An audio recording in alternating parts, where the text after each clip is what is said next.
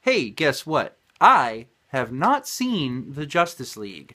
And I feel like more people need to understand the reasoning, which was very on purpose behind my decision to not see it. I'm not banning it or anything, but there's a very deliberate reason that I feel like if more people understood, it might just represent a fundamental change in the landscape of Hollywood and movies and all of that. So I think we can all agree something kind of needs to change a little bit here. So, okay. Justice League came out about 2 weeks ago, and since it's come out, it's gotten really mixed reviews. And when I say mixed, I mean like from mediocre to really, really poor. So far, no one has really liked the movie.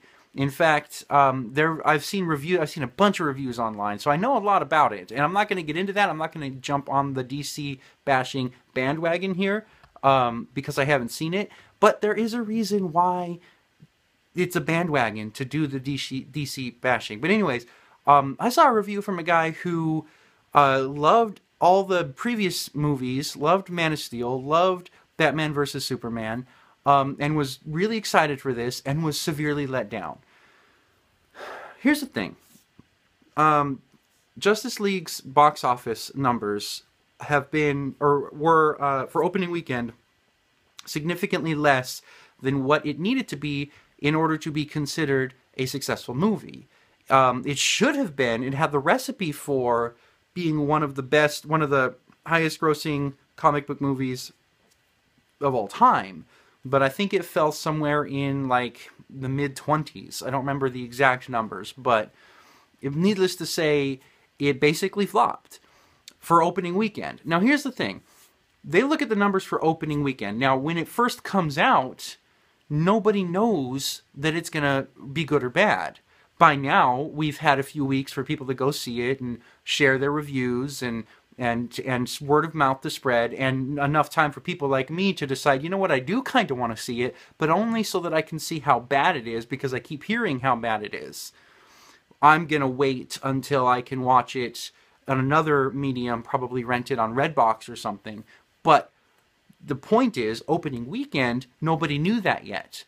What that means is the opening weekend box office numbers represent the number of people that were looking forward to it, that were excited for it, that knew about it already and had already wanted to see it.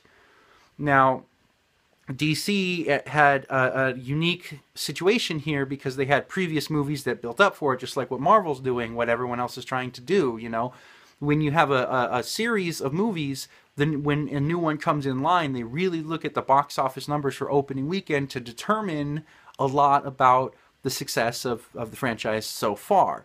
What that means is we, the people, the audience, can tell the executives who are making the movies, because they have the money and the people who have money can make the decisions, we can tell them whether we like or dislike a movie franchise, the series that they're creating, based on whether or not we see the movie while it's in theaters, specifically opening weekend.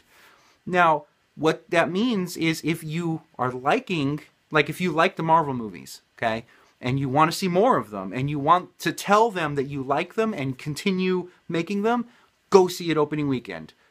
At least go see it while it's in the theaters, if not opening weekend. Go see it as quickly as you can, because they'll see the numbers for opening weekend be high, they'll see the overall box numbers be high, and they'll determine people like it. Let's keep making more.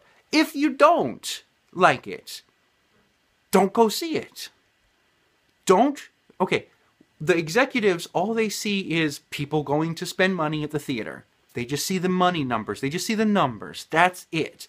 They don't see the why behind it. If I were to go see it right now, while it's in theaters, it would just be so I could see how bad it is. Maybe so I could participate in some of the DC bashing that's going on. But they wouldn't know that. The people making the movies wouldn't know that. There's no way they're going to see this video. You see this video, but you're not a person in power at DC. No one at the DC camp is going to see this video, or probably most of the videos online bashing the DC movies. What they see is the money, they see the numbers. There's no why behind it. So if you go and see it just to say, oh, I saw it, I know how bad it is, they're just going to see that you saw it. So by choosing to not go see it, you're telling them, hey, I don't like what you've been doing. I'm not on board for what you've been doing. I'm disappointed with the movies that you've been making. Perhaps it's time to consider going in a different direction. Perhaps it's time to consider stopping. This is the reason why Michael Bay has been allowed to make so many Transformers movies, because those movies are terrible. Terrible. I'm sorry if you like them, but they're terrible. But people keep going to see them. They keep making money. And that's why he can keep making them. Because, again, executives only care about the money. If we want Michael Bay to stop this, I haven't seen the last Transformers movie, if the most recent one, the newest one, however, number 17 in line or whatever.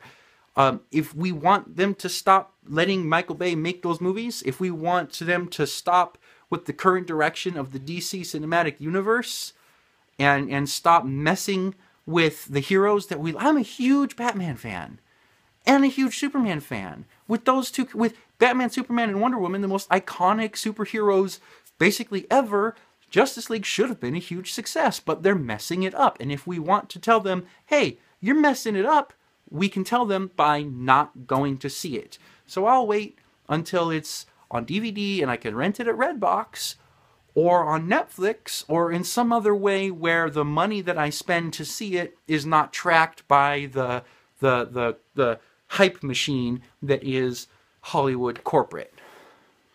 And if more people thought like that and did that, then it would affect a massive fundamental paradigm shift in the way that Hollywood produces movies.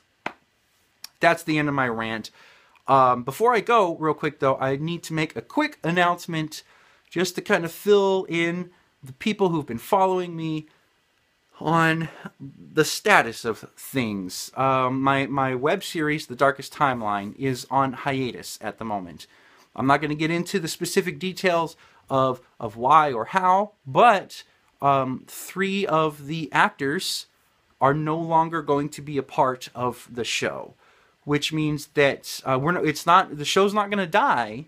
We're still going to continue with it, and we're going to make an epically huge show, but because of the structure of the show and because of how we've been going about filming it, we are going to have to recast and reshoot, which it's kind of funny because 2017 is apparently just the year for reshoots, because look at Justice League and all their reshoots.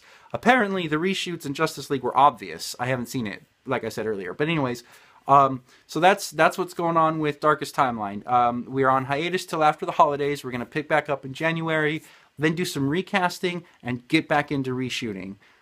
So that's the plan. And to those of you who have been following for a while, thank you so much for sticking it around. I promise not to disappoint you. And hey, guess what? This was my lazy vlog.